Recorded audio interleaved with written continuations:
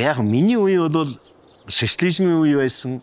Баг 10 жилийн насууд бол одоо хамаг муу муухай юм хийгээл автомат болж идэвэл одоо тэр хүн эр хүн л гэж ойлгодог байсан тийм. Миний 10 жил. Тийм.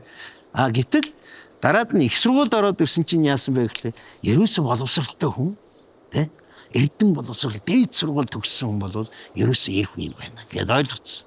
Театрт ороод ажиллаад эхэлсэн чинь нөгөө эр хүн гэдэг ойлголт маань юу вэ гэхлээр манай театрт бол урлагт бол өөрөөр заадаг л да.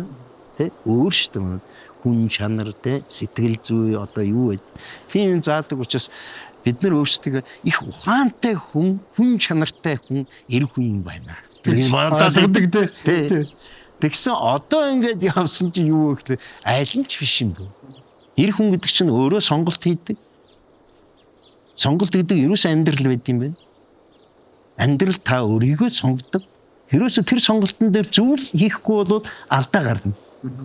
Чинь нөгөө яг жинхэнэ ухааны талаас нь бодоод байна шүү.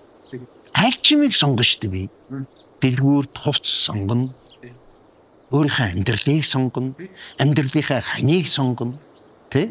Гэр орноо сонгоно. Бүх шатанд. Ерөөсө энийг л сонгож чаддаг хүн л эр хүн. Бүх юмыг зөв сонгоно гэж байхгүй.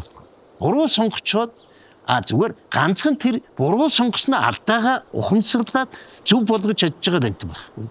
Тийм ээ. Тийм. Алдаа штэ. Сонголт гэдэг чинь тийм амархан юм биш шүү. Биш.